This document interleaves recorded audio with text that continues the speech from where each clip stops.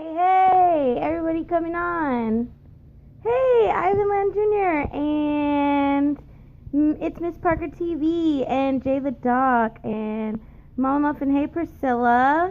It's good to see you guys. Hi, CJ.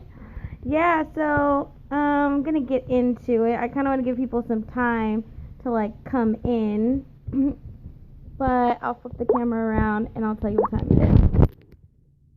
It's roll call time, it's roll call time, it's roll call time. So put your name and where you're from so we can know where you're from. And just while you guys are doing that, I'll say who I am. I'm Lizzie P. I am a blogger / vlogger. I'm in San Bernardino, California. I'm originally from Claremont. Hi, Sarah. Hi, Brittany from Rancho. Ivan Land Jr. from Chicago. He goes to Anwa. You know, I love that church. I've only been there once, but I loved it. And yeah, so I do all that kind of stuff. I serve in my local church. I am obsessed with beauty, makeup, hair, all those things. It's a skill God's given me, and so, I'm just determined to use it now. Hey, Priscilla, aka Muffin from Highland, California. Okay, so today I want to talk to you guys about being beautiful and powerful at the same time. And a lot of times I come across people that don't think that you can do both or that you can be both. And it's something that's really bothered me for some time, because I'm like, why do we think that to be beautiful you're kind of like a little doll, or you have to sit on a shelf, or like you have to be all about your appearance and not have substance and be like this power in the earth like you were created to be? So I actually made like visual aids for you guys too, for my points. And the first way to be beautiful and powerful is to embrace your identity. Okay, so when I looked up the words, it flipped back. Shoot. Okay. Technical difficulties. When I looked up the words beauty and power in Merriam-Webster's dictionary, it says beauty, the quality or aggregate of qualities in a person or thing that gives pleasure to the senses or pleasurably exalts the mind or the spirit, loveliness. And power means a person or organization that has a lot of control or influence over other people or organizations. And so that's just kind of like the worldly definition, but what my definition of beauty, it goes in with the qualities thing, right? So what do you carry inside of you? Do you have loving kindness? Do you have long suffering? Are you patient? All of those types of things, they make up who a person is. And so it's not necessarily the attributes of what you look like on the outside. I think I talked on the Scope the other day about how I'm an artist and a prophetic artist, and how what I create someone else may not think is beautiful because to their eyes it's not aesthetically pleasing, but to someone else it's the most beautiful thing in the world and it spoke to them. So, aesthetically pleasing and the outside looks is just like a little itty bitty tiny piece, and I'll talk about how that goes into influence later, but it's just a little tiny piece of what we actually are and represent in the world. Hey, D-Disturb, thank you. So embracing your identity. So what that looks like is I want to tell each and every one of you that you are made with a purpose on purpose. And you have something that you're supposed to do in this earth. And the more that you find that, it gives you peace. Like, it just gives you peace of mind, which inside makes you a more beautiful person. You are from the Too High for Life crew? No? Oh, I don't know who that is. Okay. So, yeah, it brings you more identity. It brings you peace of mind. It brings your spirit at ease because you are confident and knowing that that's what you're called to do. Like, I am so confident in the fact that God called me to be in the sphere of beauty that like nothing is stopping me at moving this mountain at this point, because I'm just like, no, this is what I am called to be. Like, this is what I'm called to do, and I don't have any questions about it. You were made with the purpose on purpose. Yes. Hi, Aaliyah. Good to see you.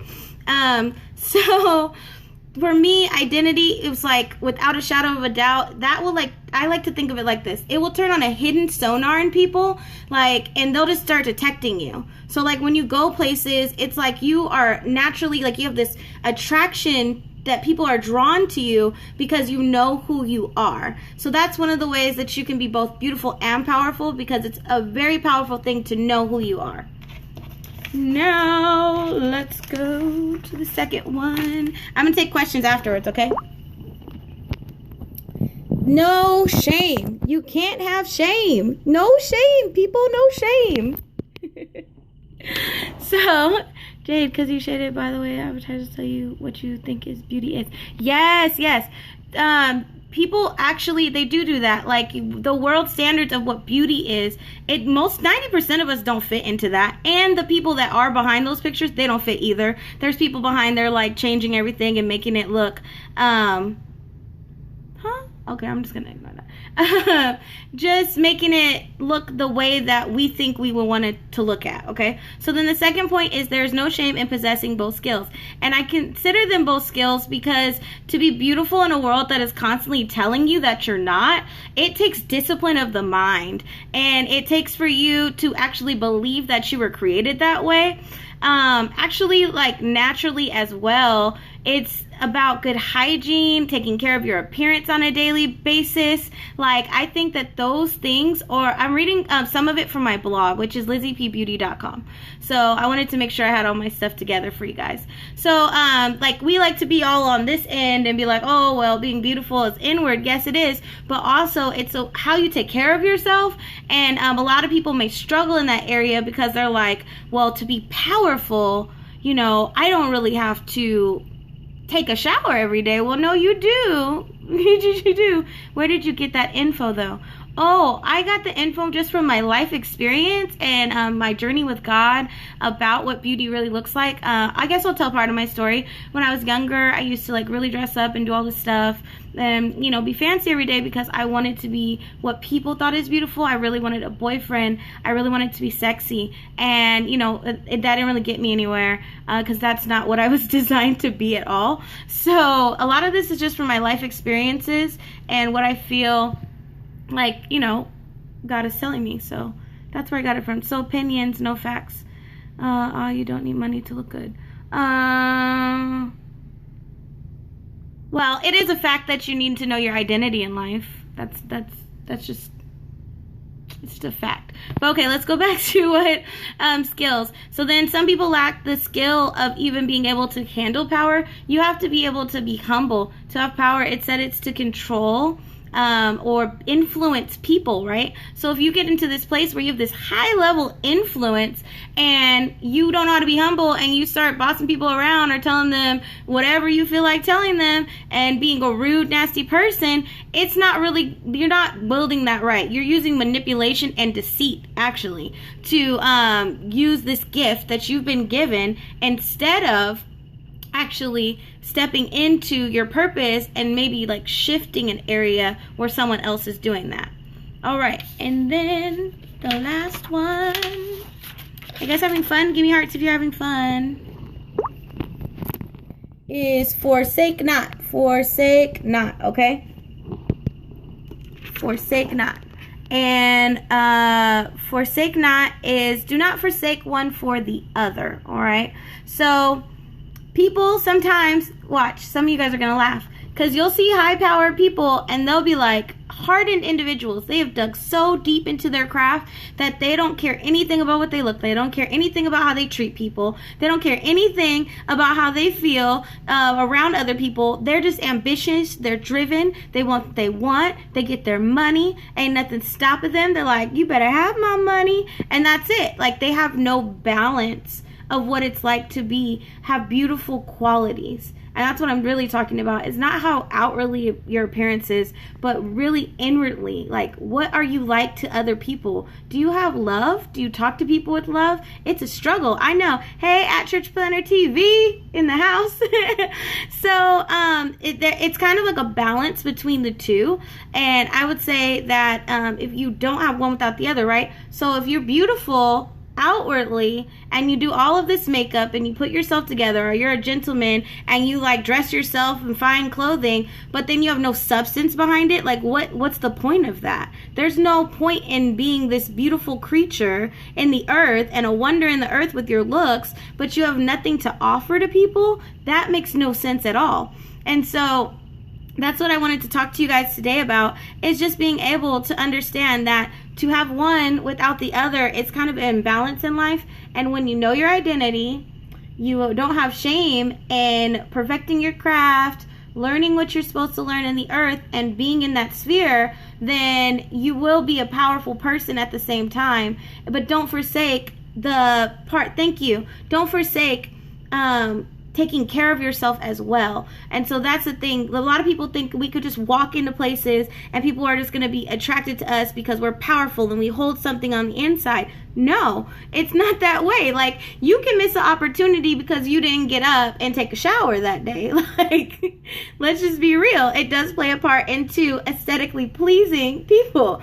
But what you have on the inside is what draws people to you. That's the part that is so important. I don't know how to get you guys any more clear of how important that is. Please shower. Yes. You can't talk about, oh, I want to, I want to be a hairstylist, and then you don't do your hair ever. Like that, it's imbalanced. Like, you may have the skill to do hair, but if you don't do your own hair, I'm guaranteeing that you're losing clients because you're not doing your hair. Like, you may have the most beautiful gift. People may sit in your chair and their hair may grow really fast because you know what you're doing. But if you don't present yourself in an aesthetically pleasing way, people are not going to get on board. They're not going to like it. They're not going to love it. They're just going to be like, girl, bye. Ain't nobody got time for that. So that was Periscope today. Did anybody have any questions out there? And you can read the full thing on my blog. It's LizziePBeauty.com. And I will put this scope on YouTube. And I will be coming back every day with a different theme. Talk about your personal experience. Okay. I did a little bit earlier, but I will just go back to say that when I was younger, there was never a time that I didn't not like beauty. The beauty industry, makeup, hair, nails, heels. Like, as a very little girl, that's what I loved. As I grew older into my teenage years, everyone around me was just kind of like a different look than I was. I grew up in a predominantly Caucasian atmosphere, and then it became a little bit more diverse. So obviously I'm not Caucasian and I just look different, and I'm short. I'm like 4'9", and I have a round face, and so I was doing all these things to like make myself outwardly beautiful. I learned how to do makeup really well, and I learned how to do my hair, and I would get the best clothes and all this stuff. But really my whole purpose was to like get attention from people. And then I would say in my early 20s, I used to have piercings in my face. You could still see the scar right there. I had the Marilyn Monroe piercing, and I had a nose piercing. And so everything in my early 20s was about making myself look sexy and how to be sexy. And I needed to get a boyfriend and all that stuff. And it never really worked out for me. But that was God protecting me. But it was all about what I look like on the outside and not the inside. How do you realize the difference? I would say the difference is, like, I get up, I know that I'm beautiful. There are days that I still would have a struggle and be like, oh, I just look bad, or I'm a little fatter today, I don't like that. But I think the difference is, are you getting dressed for someone else, or are you like trying to stunt? Are you really trying to put on for other people, or are you maintaining the way that you are? So that's why I was talking about in hygiene. It's like, I take a shower, I brush my hair, I put on makeup because I like makeup. It's not actually a requirement. I, dress a certain way because that's how my personal style is, but I'm not doing it for anyone, and I'm not doing it for the attention of others. It's just the way that I feel I was created, and I like to look that way. So yeah, for me, there was a difference in the way. Awesome. Thank you. Loved your chat. Thank you. Follow me on Twitter so that we can connect. Check out my blog and stuff. But yeah, so I'm going to wrap it up. And I guess that's what God's been taking me on a journey for a while now. And it is kind of a struggle sometimes, because you're constantly filtered. You're constantly filtered with what the world thinks beauty is. And so it is a discipline. And that's what I was talking about with skill. It is a discipline to renew your mind and to actually believe that you were created on purpose with a purpose, and you were fearfully and wonderfully made, and that it's not a mistake the way that you look. And so for a lot of people, that's a difficulty, and it was a difficulty in my life, and it is something that I have been determined to conquer so that I can help others conquer it. Well, thank you for joining me for hashtag Lizzie P Taught Me. If you have anything else to say about it, go ahead and use the hashtag Lizzie P Taught Me on Twitter and Instagram, and I will post whatever you post. I will repost it and answer your questions or talk to you more. I love you guys. Talk to you later. Bye.